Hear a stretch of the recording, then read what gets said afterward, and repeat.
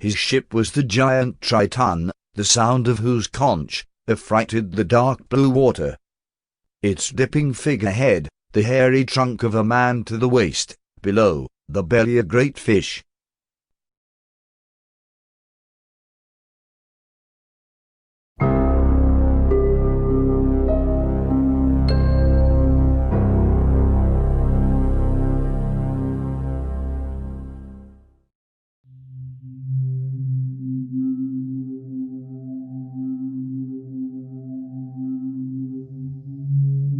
Mermaids. Classified as fairy tale beings with the upper body of a human, and the lower, a fish.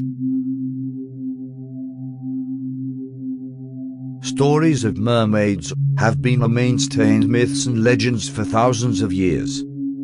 Enchanting sirens, luring sailors and fishermen to their doom, are familiar to almost every civilization living along coastal waters.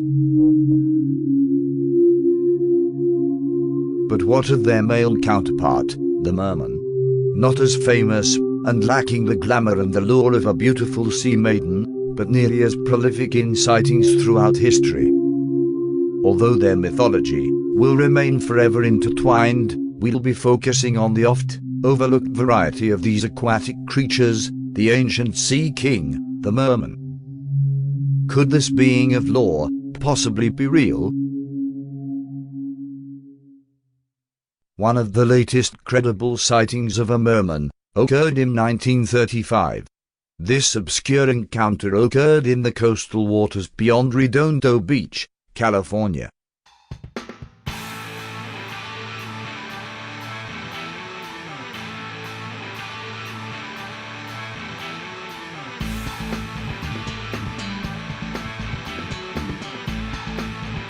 Today, Redondo Beach is one of only 3 beach cities in Los Angeles, among Hermosa Beach and Manhattan Beach, which lie on the south end of Santa Monica Bay. It's a popular tourist destination and surfing spot. This stretch of the California coast is also known for rollerblading and cycling.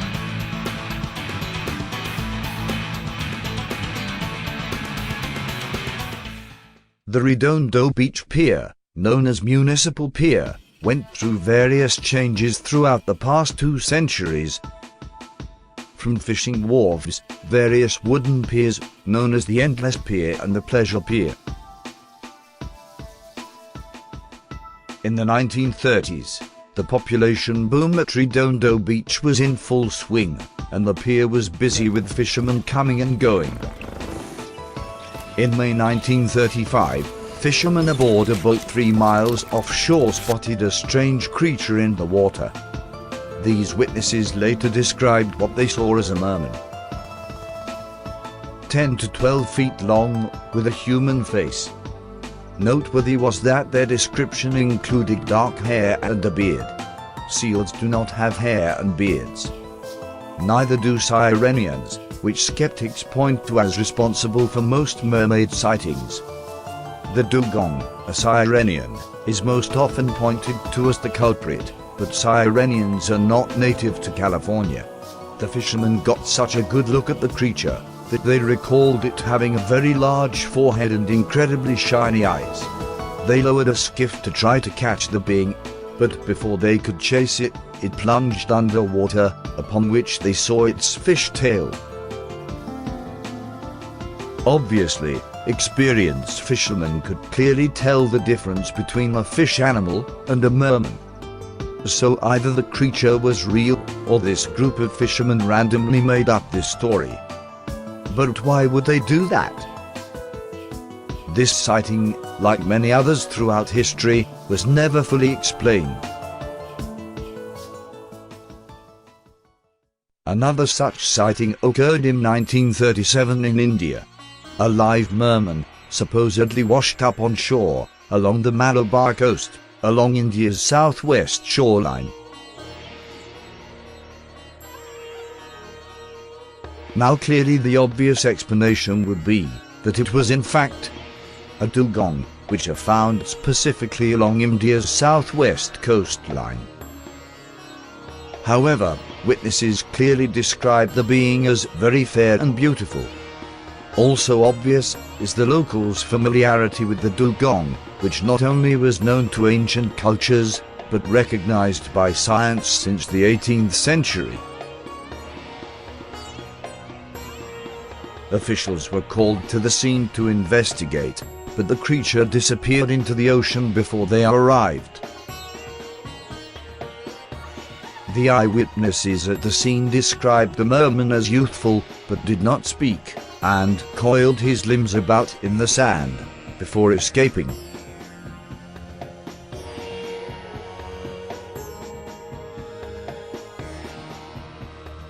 A strange tale indeed, but not nearly as strange as another famous account from the Indian subcontinent.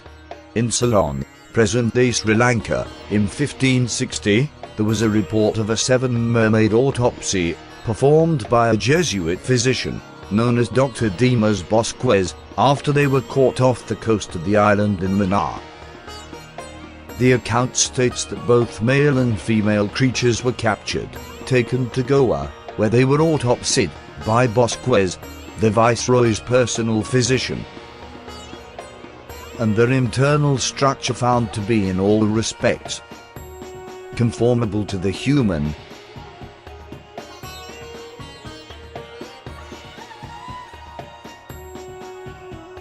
Also strange is that legends of mermaids in ancient India are almost exclusively female, and versions including them are mostly Asian variations in Cambodia and Thailand. Could these Ceylon witnesses really have been influenced by extravagant tales of ancient myths?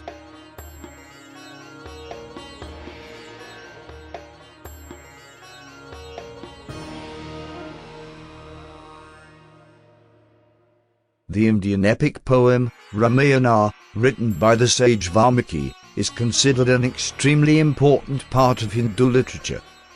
The exact date of its writing is unknown, but most scholars believe it was written between 1800 and 2500 years ago. 300 versions of this poem are thought to exist, which depict events that supposedly happened between 7,000 and 900,000 years ago, or earlier, vastly predating the more famous Indian epic, the Mahabharata. The most interesting parts of the Ramayana, however, relating to mermaids, are regarding the characters of Savanimaksha and Makchanu. Savanimaksha is known as the Golden Mermaid Princess, daughter of Tosakanth, also known as Ravan, the primary antagonist in the poem. She originally intended to foil the plans of Hanuman, the Ramayana's main hero, to build a great bridge to the land of Sri Lanka, by having her mermaids steal all the rocks being thrown into the water to build the bridge.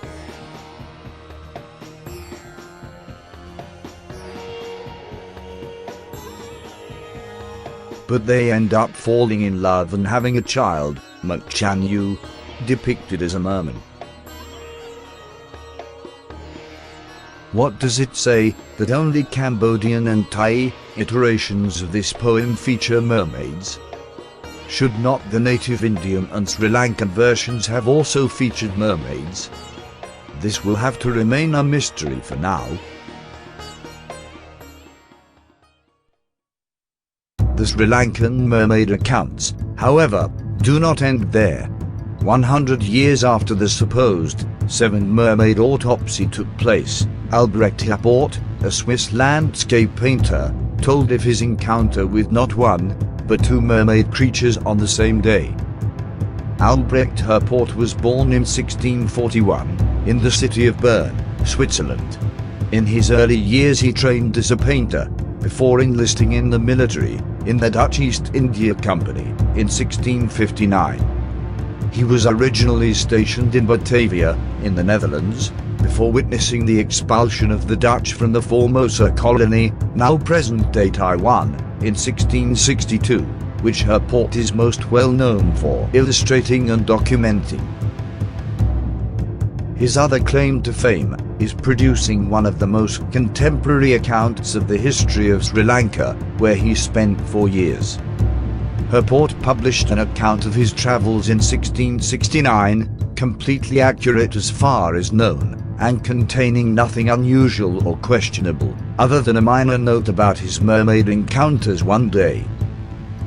That day was April the 29th, 1661. In the morning, Herport was by a church near the water, when he spotted a merman.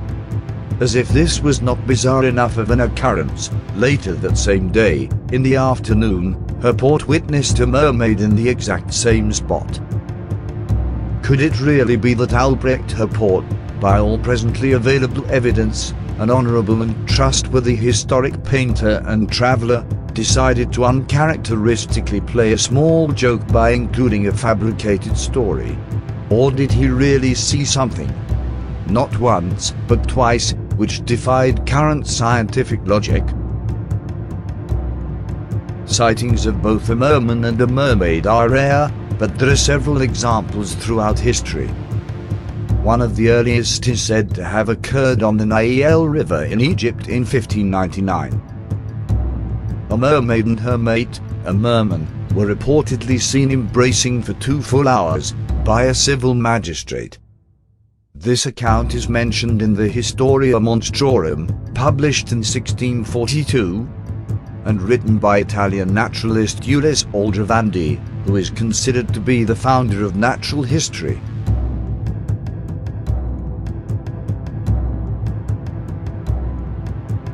It documents creatures and monsters of all kinds, as well as birth deformities and various mutated humans. Why would a serious scholar like Aldrovandi, dedicated to furthering the field of science, spend so much time on monsters and creatures of myth and legend?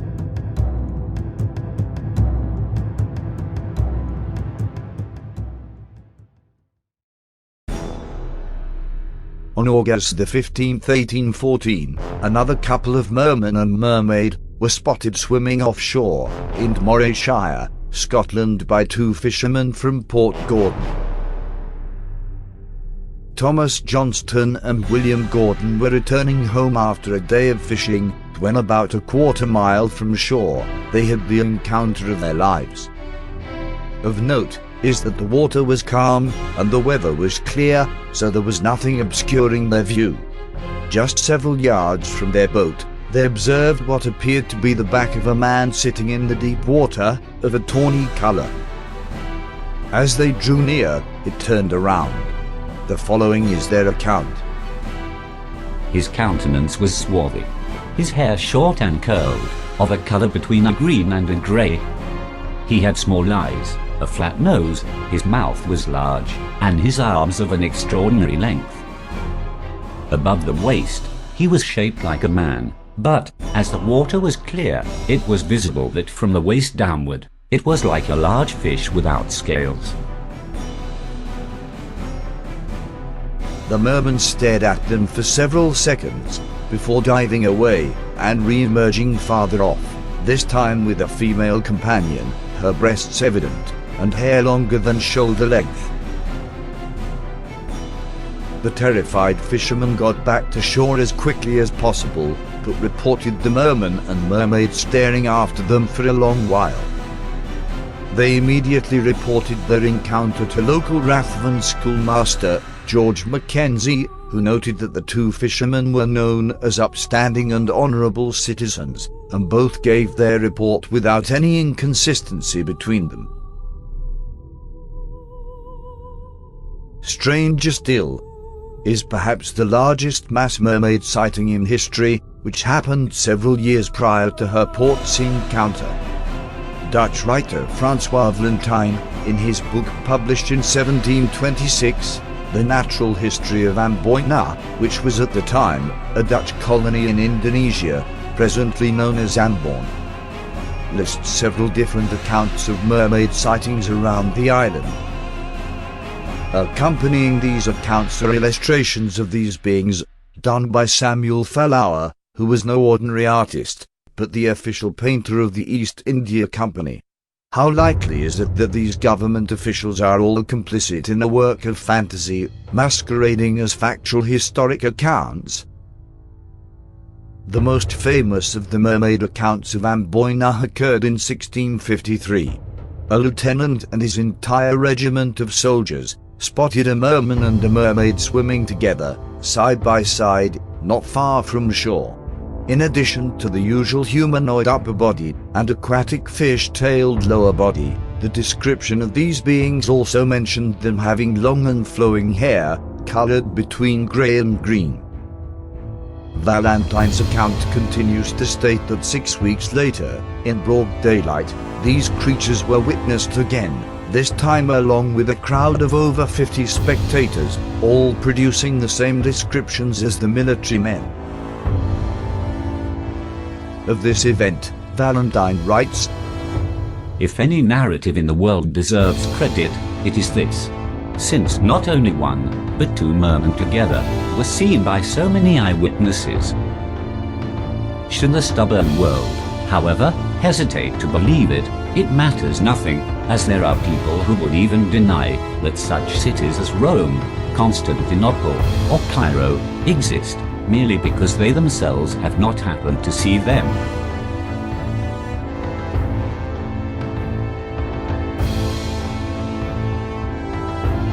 Indonesia is also home to one of the most famous mermaid captures of all time. Francois Valentine writes of a mermaid capture off the island of Borneo in 1714. The mermaid was 59 inches long, the thickness of an eel, with 4 webbed fingers on its hand, and was captured alive, remaining in captivity inside a barrel of water for 4 days and 7 hours, after which it died, having refused any food. The noises it made reminded witnesses of a squeaking or dying mouse. The veracity of these claims is difficult to confirm, as these minor footnotes of history seem to only have one source, and never investigated further until many years later. But Francois Valentine further claimed the undisputed existence of mermaids when he reported a personal encounter, giving exact details, including actual coordinates where the sighting took place.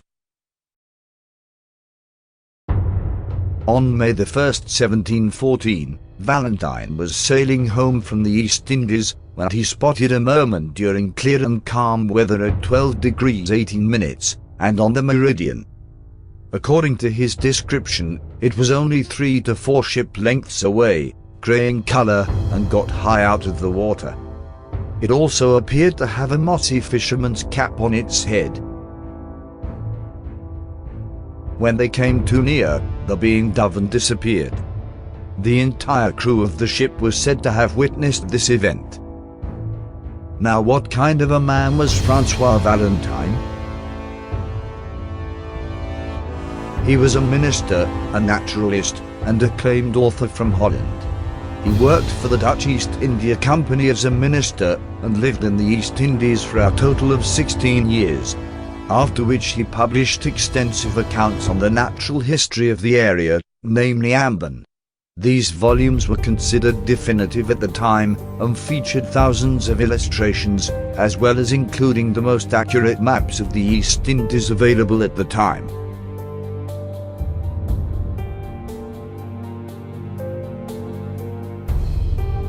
He is considered to be one of the greatest Dutch prose writers ever. Why would a man of such distinguished stature vehemently defend mermaids? His character was questionable in certain ways. There were many claims of dubious activities and even outright plagiarization. But did he simply make up all of these mermaid stories and dedicate an entire chapter of his natural history book to them? Did he really have a sighting himself, or did he simply do what others have claimed of his other works, and take accounts that were not his own, passing them off as his? His steadfast commitment to what was in his mind, the irrefutable existence of mermaids, definitely would suggest that regardless of whether or not he himself was the original source of the reports, he certainly believed them to be true.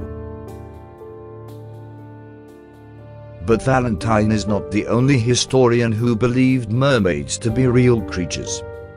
Pliny the Elder, famed Roman scholar and author, who set the standard for the encyclopedia, explicitly wrote of their existence being a matter of fact. Born in 23 AD, Gaius Plinius Secundus, he was also a philosopher, a naval and army commander of the Roman Empire. Naturalis Historia, Pliny's only work known to have survived, encompasses all fields of ancient Roman knowledge. A point of contention among modern scholars is his possible representation of myth as fact, notably in reference to mermaids. However, Pliny has clearly not blurred the lines in his writing of mermaids, in which he makes his position very clear. Mermaids are not fables. They are, in fact, as the artists depict them. Their bodies, however, are scaly and rough, even when they seem most human. Such a mermaid was seen and beheld plainly upon a coast near to the shore, and the inhabitants dwelling near heard it fare off when it was a-dying, to make piteous moans, crying and chattering very heavily. Did Pliny really just pull this account out of thin air to support the legend of mermaids being fact? And if so, why was it so important for Pliny to support this particular legend, as there were so many others that he did not seem to acknowledge or give credence to? What ancient accounts of mermaids can support Pliny's claims? There are several famous accounts from the time of the 1st century.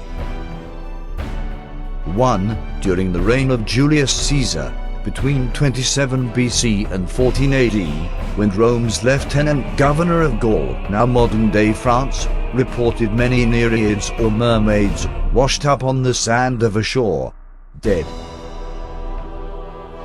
The second case occurred under Emperor Tiberius' reign, between 14 and 37 AD, when people from Ulyssipon, now modern-day Portugal, reported a sea being washing ashore, dead. They described it as a sea goblin called Triton, referencing the Greek god messenger of the sea, son of Poseidon. In Greek mythology, Triton has the lower half of a fish. The third report features a merman attempting to board a ship commanded by Roman soldiers off the coast of Gades, now modern-day Spain. Of this particular account, Pliny writes, Ambassadors from Olisippo, sent on a mission with this purpose in view, reported to the Emperor Tiberius that a Triton, whose appearance is well known, had been seen and heard playing on a shell, in a certain cave. I have illustrious knights as authority for the assertion that the Triton has been seen by them in the Gulf of Gades, perfectly resembling a man in his physical appearance. They say that he climbs aboard ships during the night, and that the side of the ship on which he sits is weighed right down, and, if he should happen to stay there an unduly long time, the ship is submerged. The bones of this monster were brought by Marcus Scaurus from Joppa in Judea. The monster was over 40 feet long, and the height of its ribs was greater than that of Indian elephants, while its spine was 1½ feet thick. The fourth report is even more incredible. According to the people of Lyon, France, over 300 sea monsters washed up on shore, many of them mermaids. Despite the absolute magnitude of such an event, more detailed information is surprisingly scarce. A later account of a merman was mentioned by Greek geographer Pausanias in the 2nd century in his most known work, Descriptions of Greece, based on first-hand accounts of ancient Greece. He relays an account of his acquaintance, Cleon of Magnesia on the Humus, who when returning to Gades, witnessed a giant merman on the shore. It is difficult to say exactly how accurate reports from the time of the 1st century can be. But of Pausanias, modern Greek historian and author Andrew Stewart writes, Pausanias is a careful, pedestrian writer. He is interested not only in the grandiose or the exquisite but in unusual sights and obscure ritual. He is occasionally careless or makes unwarranted inferences, and his guides or even his own notes sometimes mislead him. Yet his honesty is unquestionable, and his value without par. Of course, it is still a possibility that his personal acquaintance, Cleon of Magnesia on the Humus, could have deceived him. But what of Pausanias himself? A rabid traveler, he toured much of the known world, and clearly describes specimens of tritons, or what we call mermen, on actual museum-like display in Rome and other cities like Tangara. If Pausanias' honesty is indeed unquestionable, as modern scholars say, what did he really see on display? In any case, the appearance and legend of the mermaid was forever cemented between the 2nd and 4th century, when the Physiologus, a Greek didactic text, was written. Although the author is unknown, the text was the first bestiary and zoological encyclopedia of sorts, featuring known and, according to modern knowledge, unknown beasts. The current mermaid definition originates in the Physiologus, one of the most influential sources in the rise of the mermaid's popularity. Its origin lies in the assorted works of Greek scholars, documenting many animals, including the mermaid, or merman. It is described as a beast of the sea, wonderfully shapen as a maid from the navel upward, and a fish from the navel downward, and this beast is glad and merry in tempest, and sad and heavy in fair weather. This manuscript was translated into many different languages over the centuries, and many medieval bestiaries followed, leading to modern myths. But what is the true origin of all of these tales? To determine this, we must travel back to ancient Assyria and Babylonia, where the god Ero, a fish god, was worshipped. Babylonia was an ancient Semitic nation, dating back over 2,000 years BC, where the earliest written records of sea gods originate. The god, O, is depicted with the torso of a man with a fish tail instead of legs.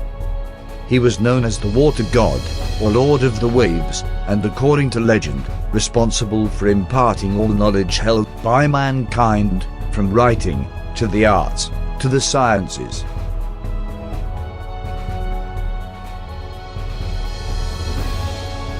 Most of Babylonian history is known to us by the Hellenistic scholar, Berossus, who wrote 3 books on the history of Babylonia in the 3rd century.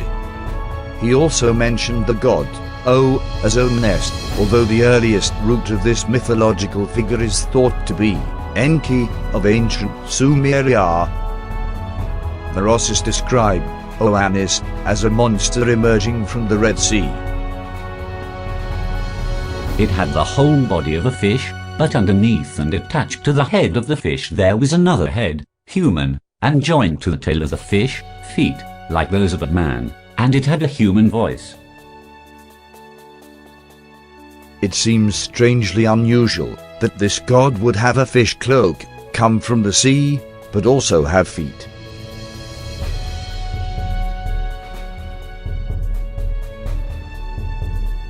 In any case, Berossus further explains that Omnes submerged back into the sea every night, before returning in the day, to further teach humans how to build a civilization. Everything from agriculture to the institution of government and laws.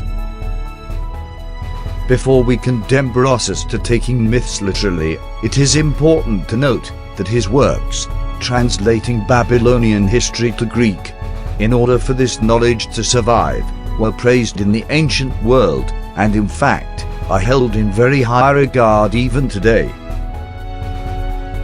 His accounts on ancient kings and previously lost history are integral in understanding Babylonia, and most of what he wrote regarding the Great Flood, and many rulers of this ancient civilization is not disputed and accepted the world over. Another iteration of Onnes is Dagon, a Mesopotamian fertility god, first mentioned in 2500 BC, who later attained association to a fish god by the seafaring Canaanites and Phoenicians. Many engravings of Dagon feature a type of fish-like attire, instead of actually having the lower half of a fish, also matching Berossus's description.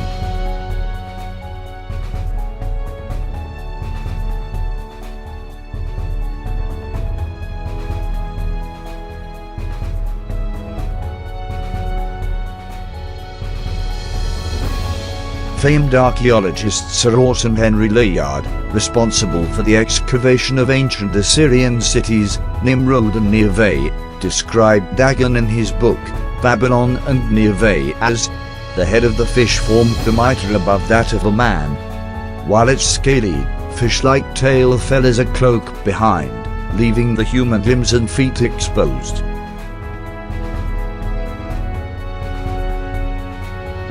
In Paradise Lost, by English poet John Milton, the tradition of Dagon is mentioned in Book 1, first published in 1667. Who mourned in earnest, when the captive ark maimed his brute image, head and hands loped off, in his own temple, on the ground ledge, where he fell flat and shamed his worshippers, Dagon his name, sea monster, upward man, and downward fish, yet at his temple high, reared in Azotus, dreaded through the coast of Palestine, in Gath and Ascalon, and at Pacaran and Gaza's frontier bounds. Perhaps even stranger than this account is the fact that Berossus dated the emergence of Onnes at 432,000 years in the past. Berossus's sources, ancient Babylonian texts, were forever lost to history, as his original books, his work only surviving through references by later authors. So we are left to wonder what large pieces of history remain unknown to us. Stranger still is the eerie similarity of this fish-like teacher of mankind origin story told by the Dogon people of Africa. According to modern scholars, the Dogon are a people 3,200 years old, descended from Egypt, now situated in Western Africa, in present-day Mali. Other viewpoints consider the Dogon emerging independently of any civilization, almost randomly, like Sumeria. Interest in their existence will be confined to anthropologists and African historians, if not for a baffling mystery that has continued for nearly 100 years. Their advanced knowledge in astronomy and other sciences such as microbiology, all without possessing a telescope or a microscope. Marcel Griot and Germain Dieterlen were two French anthropologists who spent 15 years living with the Dogon, after which they were finally revealed ancient secrets by elder priests who had never before spoken to outsiders. The Dogon history has mostly been passed on through oral tradition, and in this manner it was relayed to Griot and Dieterlen. What they revealed was nothing short of shocking and, for many researchers, earth-shattering. According to the Dogon, amphibious beings from another planet, called the Nomo, meaning masters of the water, the monitors, or the teachers, came to Earth in a spacecraft, in a storm of fire and thunder. After landing the craft, it created a body of water, which the Nomo needed to survive, and plunged into, before emerging, and making themselves known to the Dogon, thereafter imparting their knowledge, before leaving. It is said they will return one day. Also, modern science did not officially discover DNA until 1953. How did the Dogon refer to it in conversations taking place in the 1930s, in Africa, outside of any scientific community or even technology? Even more amazing are their drawings of water molecules, and even concepts resembling vibrating string theory. No doubt Griot and Dieterlen did not understand much of what was told to them. Modern science has only introduced these concepts decades after their initial encounters with the Dogon. However, perhaps the most amazing aspect of the Dogon's knowledge is that of stars light years away, invisible to the naked eye, and precise measurements of the star rotations. How can we simply ignore the amazing story of the Dogon, which may very well feature the original Merman, a fish god that is the mentor of humanity? As if this story was not incredible enough, it seems there is even more supporting evidence for the existence of the Nomo. The Zulu tribe of Africa, located on the other side of the continent, claims to also have had encountered the Nomo, who revealed themselves by the same name. Strange indeed. Coincidence or not, the Greek word for law is also Nomo. Perhaps this is a reference to these aquatic gods that guided mankind? Or maybe it is simply a coincidence. Regardless, the most famous of all mermaid lore is that of the ancient Greeks. Triton, perhaps the most well-known merman of all. Greek mythology knows Triton as the messenger of the sea, son of the god of the sea, Poseidon, and the goddess of the sea, Amphitrite. Triton is the classic merman, depicted with the lower half of a fish and the torso of a man. According to legend, Triton was armed with a trident, but is most known for the sea conch, a shell that he will blow on like a trumpet to produce a sound capable of rising or calming the tides, as well as scaring off giants. Homer placed Triton's home at the bottom of the sea, where he lived in an underwater palace. In the famed story of Jason and the Argonauts, Triton resides in Libya, which he rules over.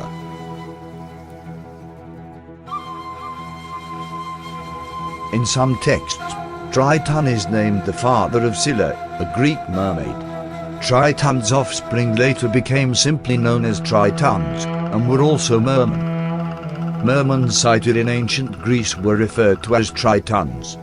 Pausanias gave a detailed description of Tritons. The Tritons have the following appearance. On their heads they grow hair, like that of marsh frogs, not only in color, but also in the impossibility of separating one hair from another. The rest of their body is rough with fine scales, just as is the shark. Under their ears, they have gills and a man's nose, but the mouth is broader, and the teeth are those of a beast. Their eyes seem to me blue, and they have hands, fingers, and nails like the shells of the murex. Under the breast and belly is a tail like a dolphin's instead of feet. But Triton is not the only merman in Greek mythology. Nereus, a titan, was portrayed as a merman. The eldest son of the Greek primordial entities Pontius and Gaia, Nereus is also the father of the Nereids, which have become associated with mermaids. Among Nereus' mythology is his ability to change forms, and some early poets like Apollonius of Rhodes link him with aiding Hercules in his labors. Nereus is thought to be one of the first iterations of the Old Man of the Sea, who is common in lore all over the world.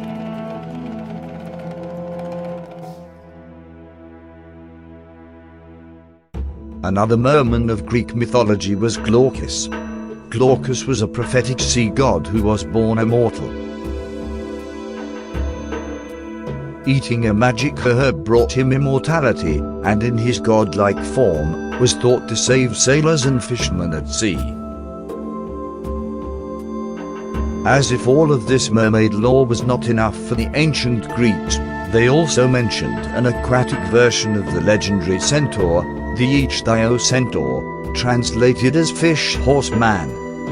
According to this myth, The Ichthyo centaurs were half-brothers of Chiron, the famed centaur, and like Triton, born to Poseidon and Amphitrite. They are depicted in sculptures and mosaics dating as far back as the 1st century, having the torso of a man, a midsection of a horse, featuring 2 horse legs, and the hindquarters of a fish. These sea centaurs are thought to be derived from Syrian myths relating to Dagon.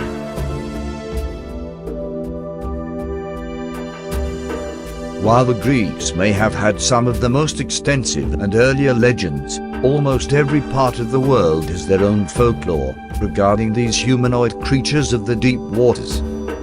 Sightings from each corner of the world, many by reputable individuals, have continued for centuries. But a sighting is not hard evidence. In fact, nothing short of a live merman capture would convince the scientific community of their existence. Are there only a few accounts of merman capture, or are there more? Perhaps a lot more. Throughout history, surprisingly, there have been many merman captures. Some very high profile, and brought to the courts of kings and queens for countless individuals to witness. One of the earliest was in 1167 in Suffolk, England, in the village of Orford. This was during the time of the rule of King Henry II, and Orford was developing into a thriving seaport with bustling ship traffic. Approximately 1 mile off the shore of Orford Ness, a group of fishermen were out making their daily catch. But what they caught that day bordered on the unbelievable. They caught what they assumed to be a very large fish in their nets, but upon closer examination, it was a hairy man. The upper body was covered in hair, and the being also had a long beard, but bald. The lower half was similar to that of a dolphin or a seal. Not knowing what to do with the creature, they took it to Orford Castle, run by Bartholomew de Glanville. The merman refused to speak, and was therefore hung upside down and tortured. But it was no use. Thinking a holy sight would make a difference, his captors took him to the church to witness a religious ceremony, but the creature only looked on with indifference and still did not speak. It was then imprisoned at Orford Castle for a period of time. Noted of its captivity was that it ate all kinds of food, both cooked and raw, but it would squeeze all the juices out of raw food before eating it, and also slept from exactly sunset to sunrise. Eventually the merman was allowed swimming exercise and was taken out to sea, where it was permitted to swim between rows of nets. But the merman easily escaped the nets and surfaced again and again, mocking his captors, before disappearing. This story takes an even stranger turn, where for some unapparent reason, the merman returned to shore yet again, to live among his captors. But as the novelty of his stay at the castle wore off, guards paid less attention to him, and he once again escaped while swimming between nets in the sea, this time for good. This account was factually recorded by the much-renowned and detailed Ralph de Coggeshall in 1204. He was a monk and a meticulous chronicler of medieval history, particularly that of Orford. There is no mention of legends or myths, simply the facts of the case, and that is all we have to judge whether or not a real, live merman was actually imprisoned in the Orford Castle for 6 months. Of the Orford merman, Coggeshall wrote, As to whether this was a mortal man, or some fish pretending human shape, or was an evil spirit hiding in the body of a drowned man, as can be read in the life of Blessed Owen, it is not possible to be precise. The more so, because so many wonderful things of this kind are told by many to whom they have happened.